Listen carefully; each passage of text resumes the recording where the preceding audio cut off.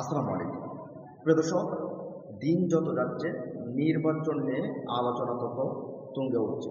এখন আবার কিছু কিছু নিউজ ফিডে দেখা যাচ্ছে যে ক্ষমতায় যাচ্ছে রহস্যে গড়া কেউ। তাহলে কি বিএনপি ক্ষমতায় যাচ্ছে না, বা জামাতের যে জোট তারা ক্ষমতায় যাচ্ছে না?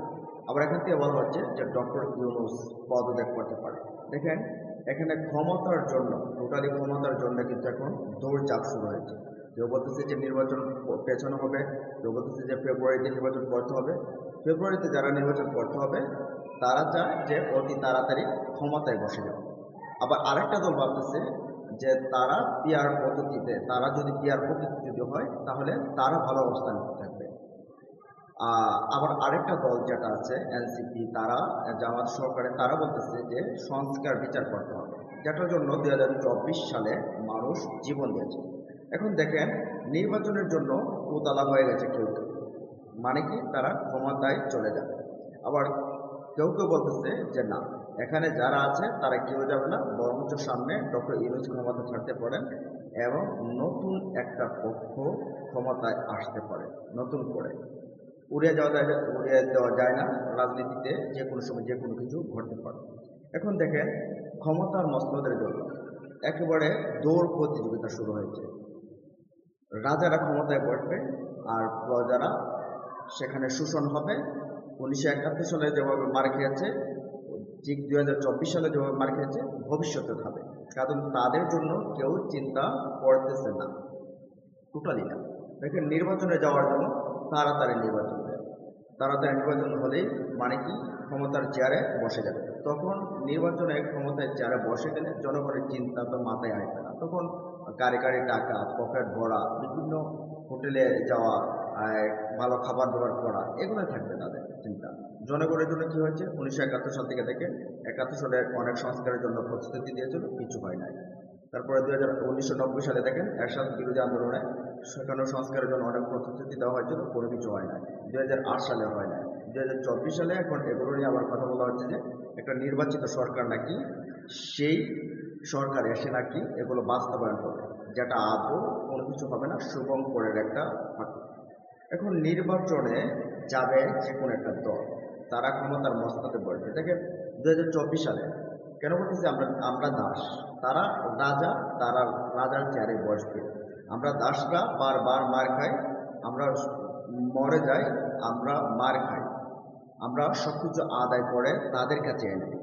দেখেন, 2024-এর যে আন্দোলন হয়েছে সেখানে উল্লেখযোগ্য কোনো রাজনৈতিক দলের বড় নেতাদের কোনো সন্তান হারাতে হয় নাই। কারণ ম্যাক্সিমাম দলেরই কিন্তু বড় বড় যে নেতারা রয়েছে, নেতাদের ছেলে বলে যায় বলতে গেলে সন্তান, তারা কিন্তু লেখাপড়া করে বাইরে, তারপর সেখান থেকে এসে সাদা পাঞ্জাবি সাদা পাজামার একটা পরে তারা কিন্তু রাজনীতির মাঠে নেমে যায়। যেমনভাবে ইশরাক হোসেন লেখাপড়া বাইরে করেছে, এসে বাপের নামে এসে মাঠে নামে গেছে। এরকমভাবে প্রত্যেকটা দলেরই বড় বড় নেতারা মাঠে নাইমা যায় এরকমভাবে। অথচ দেখেন, বড় কোনো নেতার ছেলে কিন্তু মারা যায় না। 2024 সালের এই আন্দোলনে মারা গেছে কি, রিক্সাওয়ালা মারা গেছে, সাধারণ স্কুল ছাত্রের মারা গেছে, কলেজ ছাত্ররা মারা গেছে, সাধারণ পরিবারের মানুষ মারা গেছে। আপনি আমার মতো যারা দাস, বলতে আমরা সবসময় অধিকার আদায়ের জন্য রাজপথে নামি, কিন্তু আমাদের মূল্যায়ন কখনোই হয় না। যারা ক্ষমতায় যায় আমাদের পিঠের উপর পাড়া দিয়ে, যারা ক্ষমতায় যায়, ক্ষমতায় যাওয়ার পর চিন্তা করে না যে এই যে যাদের উপর পাড়া দিয়ে আসলাম এদের জন্য কিছু করতে। যার কারণে এই সরকার ডক্টর ইউনূসকে রেখে চেয়েছিল মানুষের আশা ছিল যে গত যে ফেসিবাদের যে 15 বছর বা 54 বছরের যে সিস্টেম ছিল সবগুলোকে বদলে একটা নতুন একটা ব্যবস্থা আনতে, যেখানে একটা দাসেরও মূল্যায়ন থাকবে, এদেশের যে প্রজা তাদেরও মূল্যায়ন থাকবে, রাজার যেমন মূল্যায়ন থাকবে, প্রজারও মূল্যায়ন থাকবে। কিন্তু সেই ব্যবস্থাটাকে দূরে ঠেলে দিয়ে একটা দল শুধু নির্বাচন দেন। হয়তোবা জানে না কোন কারণে ডক্টর ইউনূস একটা দলের পাল্লায় পরে ফেব্রুয়ারিতে নির্বাচন। আবার কেউ কেউ আমরা দেখলাম যে ডক্টর ইউনূসের যে এই প্রেস সচিব, তিনি বলছেন যে এমন কারোর সাধ্য নেই, শক্তি নেই যে এই নির্বাচন পেছানোর ক্ষমতা রাখে। তাহলে কি বলা যায় যে এই নির্বাচনের জন্য ম্যানেজ হয়ে গেছে? কারণ একটা দল তো ক্ষমতায় যাওয়ার জন্য শুরু থেকে বলতেছে তাড়াতাড়ি নির্বাচন দেন, আবার অপরদিকে আমাদের পার্শ্ববর্তী রাষ্ট্র যারা সবসময় শোষণ করেছে যে আমাদের ভারত, তারাও বলতেছে যে তাড়াতাড়ি নির্বাচন দেন, তাড়াতাড়ি নির্বাচন দিলেই কিন্তু মঙ্গল তাদের। আওয়ামী লীগকে তারা পুনর্বাসন করার জন্য বা ফিরিয়ে আনার জন্য চেষ্টা করবে। আর আরেকটা দল, বড় দল যারা আছে, তারা যে নির্বাচন তাড়াতাড়ি চাচ্ছে, নির্বাচিত হলেই তারা আবার ওই যে আবার 15 বছর যারা যেভাবে করেছে সেভাবে করবে। কারণ সংস্কার নেই, কোনো কিছু নেই এখানে। বিচার বিভাগের সংস্কার নেই, সংবিধানের সংস্কার নেই, তারপরে আপনার প্রশাসনের সংস্কার নেই, কোনো কিছুতে যখন সংস্কার হবে না তখন তো তাদের জন্য সুবিধা। এই জন্য উঠে পড়ে লেগেছে। এখন হয়তো বা ডক্টর ইউনূস সাহেব একজন নর্মাল মানুষ, তিনি প্রেশারাইজড হয়ে হয়তো বা নির্বাচনের জন্য ঘোষণা করে। আবার আমেরিকারও হতে পারে যে কিছু কিছু স্বার্থ আছে যেগুলো অন্তর্বর্তী সরকার দ্বারা পারছে না, তারা হয়তো বা বিএনপির ঘাড়ে বন্দুক রেখে সেই স্বার্থটা হাসিল করতে চায়। এখন ডক্টর ইউনূস কিন্তু আমেরিকার অত্যন্ত বিশ্বস্ত একজন মানুষ। তো ডক্টর ইউনূসকে দিয়ে তারা হয়তো ম্যানেজ করাতে যাচ্ছে যে নির্বাচনটা তাড়াতাড়ি দেন। এখন নির্বাচন দিলে কোনো না কোনোভাবে সংস্কার ছাড়া করলে জোরে হোক কৌশল হোক বিএনপি ক্ষমতায় গেলে, আর বিএনপি ক্ষমতায় গেলে মার্কিন স্বার্থটাও হাসিল হবে, এমনটা হতে পারে। তবে এই নির্বাচনে আরও ব্যত্যয় করতে পারে, কে ক্ষমতায় বসা বলা যাচ্ছে না।